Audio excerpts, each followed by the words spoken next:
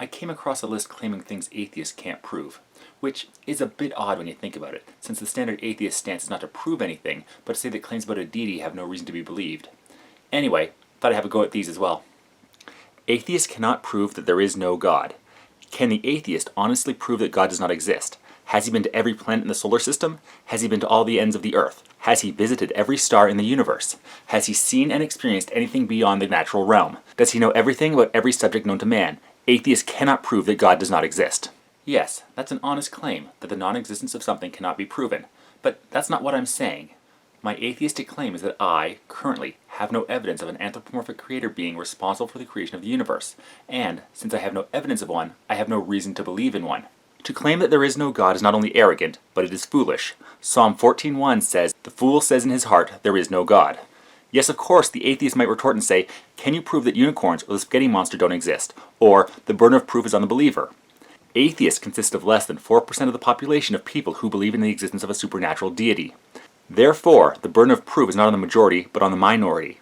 The burden is on the 4% to prove that every other population that believes in the existence of God or the supernatural are uneducated, as some atheists claim. First off, just to be pedantic, I assume that atheists make up roughly 0% of the population of people that believe in a supernatural deity. If they believed in one, they probably wouldn't be atheists. Anyway, onto your claim. The number of believers does not make any difference on claims about something's existence. You could have 1 or 99% of the population believe something exists. But if they're making a positive claim, they are the ones that need to provide evidence to back it up. And you said it, the burden of proof is on the believer. That's the standard for working at the burden of proof. If you claim something, prove it. Christians do not preach that unicorns or Spider-Man or that the spaghetti monster created the universe. Christians speak and preach about the existence of God, a supernatural being that created the universe. Christians preach that the natural was made by the supernatural, and that the evidence or proof of God is seen in the creation itself, and that no human being is without excuse for not believing in God. Romans 1:20 says, "For since the creation of the world, His, God's, invisible attributes are clearly seen, being understood by the things that are made, even His eternal power and Godhead, so that they are without excuse." But that's not proof. That's a claim. Why does saying that preaching the natural is made by the supernatural constitute evidence? It's a claim that has just about as much weight as me saying the universe was sneezed out by the Great Green Arkle Seizure, and we should be preparing for the coming of the Great White Handkerchief. Yeah, can't argue that. Atheists cannot prove that non-life can create life. The atheist prides himself in science. Science indeed is a good instrument for understanding the method in which God's creation functions, and Christians have no problem with science.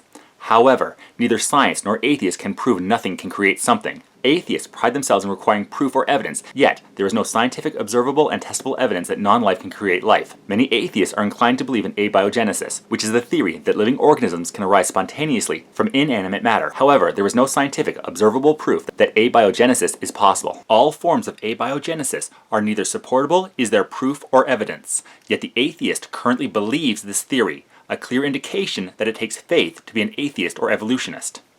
To split hairs again, abiogenesis is, right now, a hypothesis. We can work out how it could have happened and narrow it down to certain ideas, but we don't have enough evidence to say how it first occurred exactly. We know life exists on this planet. That's easy enough to prove. And we're quite certain there was a time when there was no life on this planet. So, something must have happened for life to start. Since there is, as yet, no evidence of a supernatural creator, there is no reason to invoke one as the answer. We do, however, have evidence of natural processes that can lead to what is required for life. If non-life could create life, then this process would not only be historical, but it would be observable in the present time. No, it doesn't have to be. You see, abiogenesis only had to happen once in the world's 4 billion year history. It could, and possibly is, a fairly rare event. Once life starts, though, it can evolve to become the myriad of different organisms on this planet. It doesn't have to keep happening over and over again. It could be tested in the labs. The Urey-Miller experiments have shown that through natural processes, amino acids can be formed. These are important building blocks of life. And Jeremy England has shown how the second law of thermodynamics will cause certain molecules to self-replicate in order to dissipate excess energy. It's not like scientists are latching onto these ideas pulled out of their ass. They use observed facts in their understanding of the world to explain what we don't know yet. To this day, we ought to be observing new planets creating themselves out of nothing, or new living creatures on the Earth creating themselves out of nothing. New planets are forming all the time, mostly out of the dust and gravity around stars. And what do new planets have to do with abiogenesis? As I said, abiogenesis only had to have happened once in Earth's history. After that, it only takes mutations, natural selection, and time to create the diversity of life around us today. And even if you're right, that new creatures were continually forming from non-animate matter, these new self-replicating creatures would be, as scientists like to say, very, very small and probably would not be noticed. and most likely will be outbred by competitors that have had billions of years of evolution to adapt to the world around them. Atheists, therefore, cannot prove the origins of life came from non-life. However, the Bible tells us clearly how life originated, and from whom life originated. Genesis 1:1 says, "In the beginning, God created the heavens and the earth." God is the source of all life, whether seen or unseen. Without God, there would be no life. Only a being more intelligent than creation itself could have created an organized system such as seen in the universe. Again, just because you have an answer doesn't mean it's the right one. What evidence do you have that the claims in the Bible are true? Atheists cannot prove that evolution is occurring in the present, that it occurred in the past, and that it will occur in the future. The truth is this: evolution is not happening now. Yet the atheists would have us falsely believe that evolution happened, evolution is happening, and that evolution will happen. Remember that the atheist prides himself on requiring proof or evidence for various claims. Yet hypocritically, the atheist has no proof that evolution is happening right now in the present. This is one of my favorites, but the standard go-to answer for observed evolution these days is the Lenski experiments. Richard Lenski and his team took several batches of identical E. coli strands, separated them, and let them grow over 20 years. One group's population exploded because it evolved the ability to gain nutrients from the citrate, something the other groups couldn't do. Another good example is the Flavobacterium Ki72, also known as the nylon-digesting strands of bacteria found in Japan. This strand of bacteria, discovered outside a textile factory, is able to digest nylon, a man-made material that was not created until the 20th century. The bacteria living in the waste outside the factory evolved the ability to digest this new material that was abundant in the area, but did not exist until recently. If evolution was a real and observable process, then there would be many transitional animals, plants, or forms that we could observe. Again, and I'm being really finicky today, every creature that's had an offspring is technically a transitional form. Humans have roughly 60 to 120 mutations between generations. Because our bodies are so complex, these don't register very much change, but it is change nonetheless. We would, for example, be able to observe an animal that is half fish and half bird, or an animal that is half baboon and half human. I can bet you that such examples sound ludicrous even to the average atheist, and if it does sound ludicrous, it's because evolution itself is false and ludicrous. Oh goody, this straw man. Evolution does not say that chimeras like this will exist. All it says is there will be a common ancestor between two organisms, but the further apart they are, the less similar this common ancestor will be to either of them. You could say that Tiktaalik could be a transitional form between fish and birds. It was a water-based creature that evolved the ability to move on land, before its descendants evolved to fly. But it has very few similarities between modern-day birds and fish, let alone being half one and half the other. Atheists and evolutionists have concluded that they have evidence of one kind of animal transitioning to another kind of animal, yet they have no observable proof or evidence of such claims. Therefore, the atheists cannot prove that evolution happened or is happening. Instead, what we can truly see and truly authenticate and observe is what God did in Genesis 1. How do you observe the claims made in the Bible? You can believe them on faith, but that's it. There is no evidence to back up these claims. We have seen observed species change over generations, so we know evolution occurs. God made distinct kinds or categories of plants and animals with many varieties in each kind or category. In Genesis 1:11-25, God made plants, trees, animals, fish, and every living creature according to their kinds, and God saw that it was good. For example, cats are a kind or category. Yet under the kind category of cats, we have a variety of cats, for example lions, tigers, cougars, cheetahs, domestic cats, etc. So what is Dormilolocon licori? Is it a dog or a cat? This creature is a common ancestor to both modern dogs and cats, as well as other mammals. So what kind or category is it in? Creationists love the term kind, but have never been able to determine exactly what that means, besides, dog kind, cat kind. Since this is not a definition, but rather a list, it is useless in defining anything. Atheists cannot prove what will happen when we die. Are we simply flesh and that's it? Besides having a body, do we also not have a soul and a spirit? When our body dies, what happens to our spirit? Where does our spirit go? So the question is this: is there life after death? The Christian says yes, but the atheist says no. We know that our conscious thoughts are connected to our brain. When the brain shuts down, all consciousness ceases. There has never been any recording of consciousness outside of the physical constraints of the brain. Atheists have no scientific proof, evidence, against the belief that man has a soul or spirit. Yes, we don't have any evidence against the soul, but theists have never shown any evidence for the existence of the soul either. And in the case of claiming something exists, it is up to the party making the positive claim, in this case, the soul. If you want us to believe in it, show us evidence first. And, to be honest, some atheists do believe in souls, just not a creator being that brought them into existence. Atheists like this are understandably rare, but it would be a disservice to say they don't exist at all. To deny the existence of a soul or spirit would be like a man thinks that a computer can function without software. That's a bad analogy. In the same way that software can be a recording of magnetic ones and zeros on a floppy disk, our fake laugh, hiding real pain. Our software could be considered the firing of neurons in the brain. It's what controls us and makes decisions for us, but ultimately is a purely physical process. Once that process is no longer occurring, our personalities and consciousness are gone. However, remember that the atheist prides himself in having scientific proof and evidence. Atheists have no scientific evidence or proof that we will become nothing or cease to entirely exist when we die. Indeed, their naturalistic view is that our bodies will simply decay, or that the moment we are dead, then that is the end.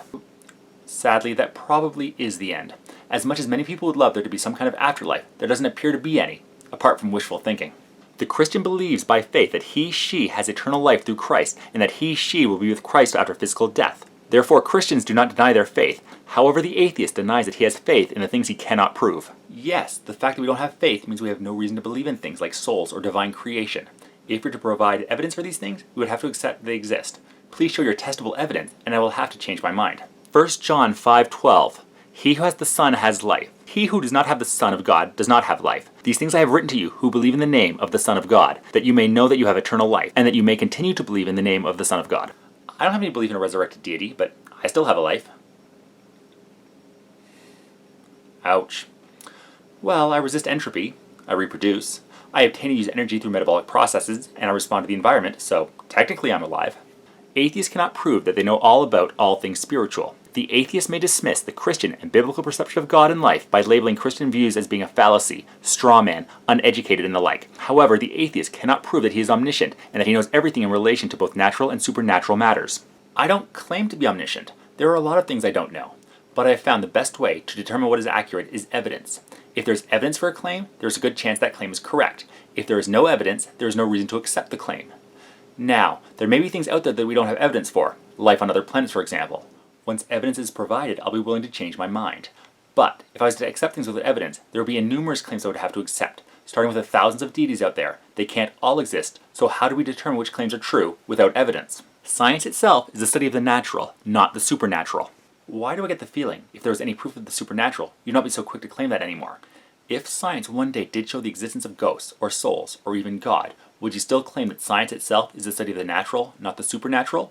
Or would you now claim that your beliefs are now validated by science? You can't have it both ways. By only focusing on the study of the creation, it would be irrational to presume that the creation does not have a maker. For example, if a person was to only focus on studying the hardware and software of a computer, it would be foolish to conclude that the computer existed without an intelligent inventor. We know how computers and other mechanical devices are built. We don't know how the universe came into existence. We can speculate, and we have evidence what happened after the first fraction of a second, but we are still clueless as to what caused the exact beginning. That does not mean we simply slot intelligent creator into our ignorance. Yet the atheist has come to the irrational conclusion that all visible things that he sees and studies through the lens of science just simply manage to coherently and systematically exist and function without the hand of an intelligent designer. Yes, many properties have been attributed to the idea of an intelligent creator, the diversity of life, lightning, tides. Tide goes in, tide goes out. You can't explain that. Yes, we can. We know how the gravitational pull of the moon causes water to change position, hence the tide. Those claims, once attributed to a god or gods, have been shown to have naturalistic explanations. The reverse has never happened. We have never had something that had a naturalistic explanation and then discovered it had to be divine instead. God is an ever-receding pocket of scientific ignorance. It takes faith to come to such an irrational conclusion. Yet the irony is that the atheist prides himself in living according to reason, proof, and evidence, whilst having no evidence of his own conclusions. Yes, I do. If I don't have a reason to believe in something, I won't. If I have evidence of something, even if I don't like it, I will have to accept that evidence. Theistic claims, so far, have no evidence behind them. Hebrews 11:3 says, "By faith we understand that the worlds were formed by the word of God, so that things which are seen were not made of things which are visible." The Bible clearly tells us that the natural things we see were made by the unseen, supernatural, spiritual.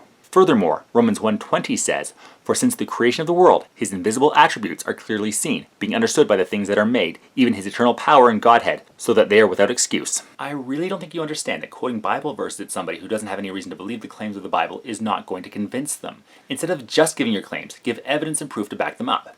If you're right and you have proof behind it, present it. That will convince us. Simply saying, "we have an answer," is never going to be enough. Yes, there are things we can't disprove. That doesn't mean we should automatically believe anything that's claimed. Look at the leaders we followed. Look at the lives we've swallowed.